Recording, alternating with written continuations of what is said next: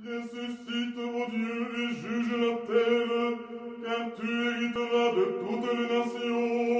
Ressuscite, mon Dieu, et juge la terre, car tu hériteras de toutes les nations. Dans le rassemblement de Dieu, au milieu de ces juges les dieux.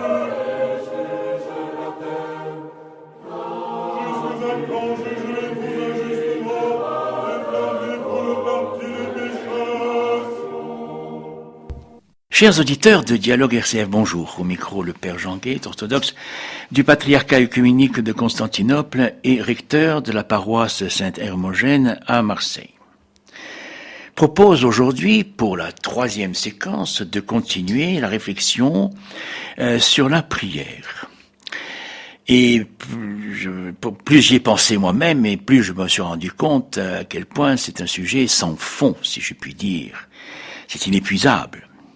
C'est inépuisable parce que, par essence, nous sommes dans une démarche, je suis ici évidemment dans une perspective chrétienne, dans une démarche de quête, de recherche, de savoir comment rétablir notre relation à Dieu, et que finalement se pose sans doute à nous tous à la fois la question du pourquoi prier, et encore plus peut-être encore du comment prier.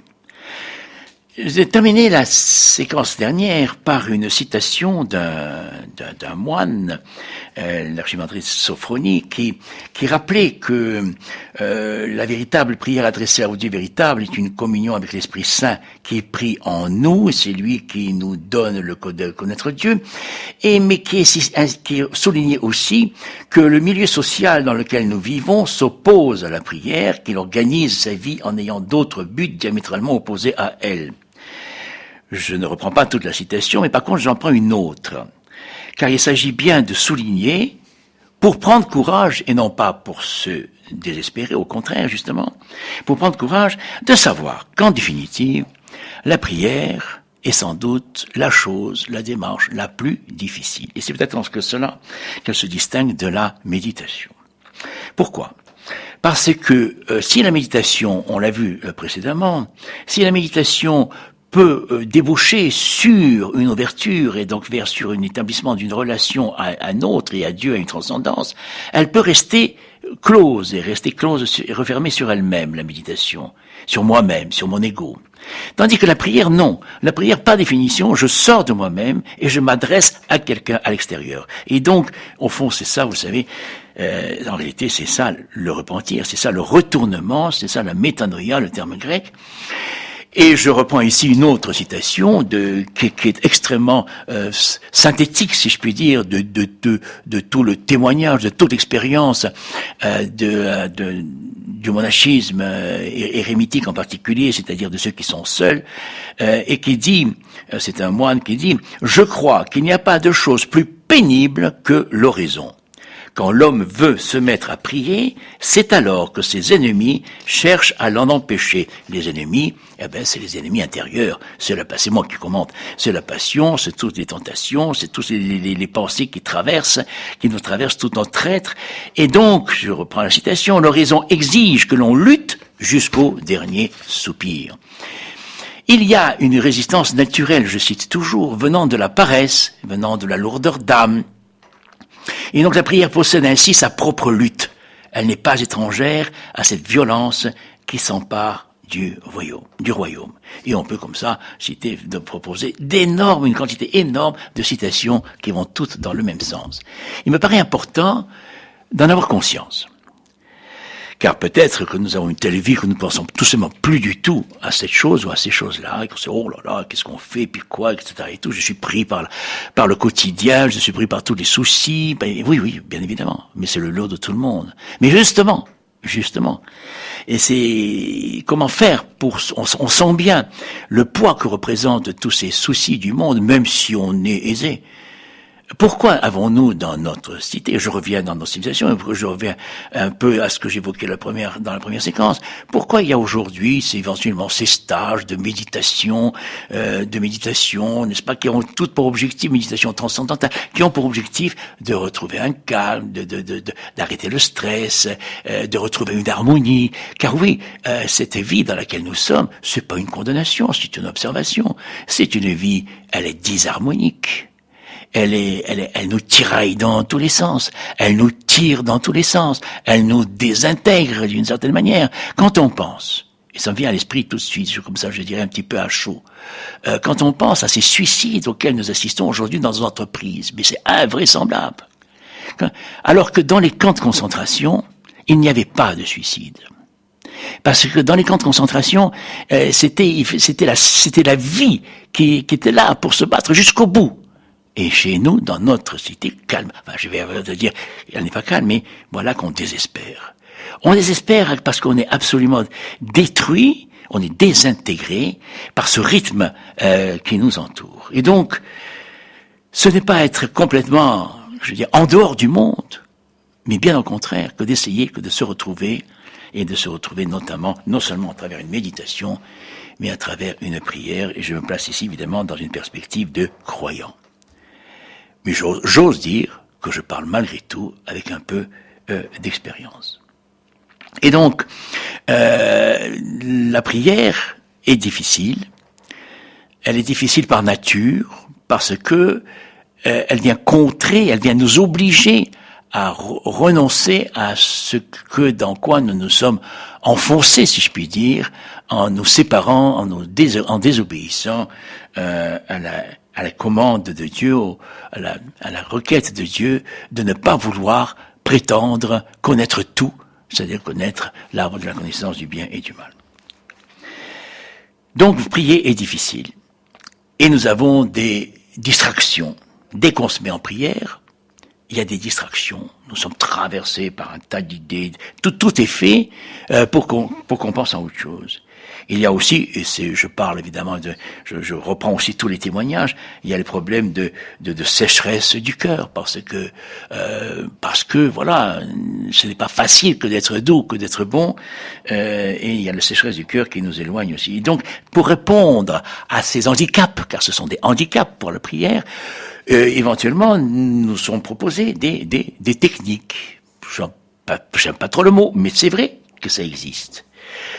Il y a des techniques de posture physique, et ça, c'est pas réservé au monde, je vais dire, oriental. C'est chrétien aussi, et en particulier, aussi bien dans le monachisme occidental que orthodoxe oriental. Oui, il y a quand même des thématiques, des techniques de posture du corps. Je vais pas rentrer dans les détails, nous sommes là pour ça, mais simplement de signaler la chose.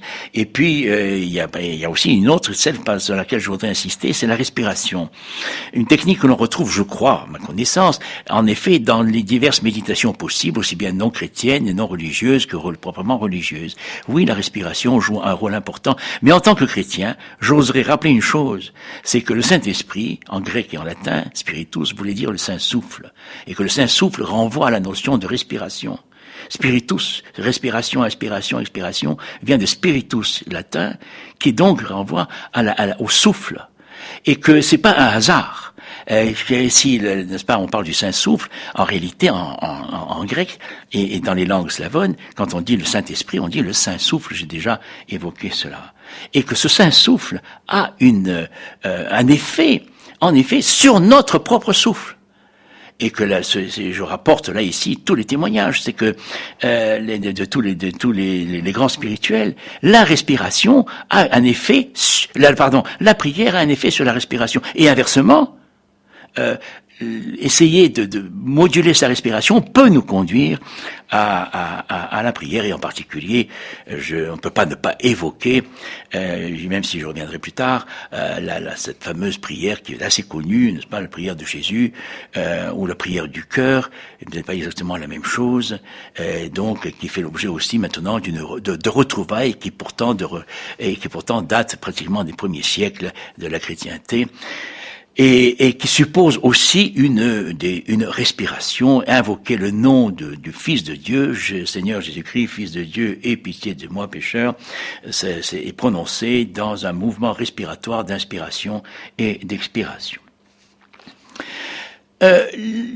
Rappelons rapidement que la prière ou les prières peuvent faire, il y a plusieurs formes de prière, il y a plusieurs objets de prière, c'est-à-dire pourquoi on prie, pour qui on prie, à qui on s'adresse.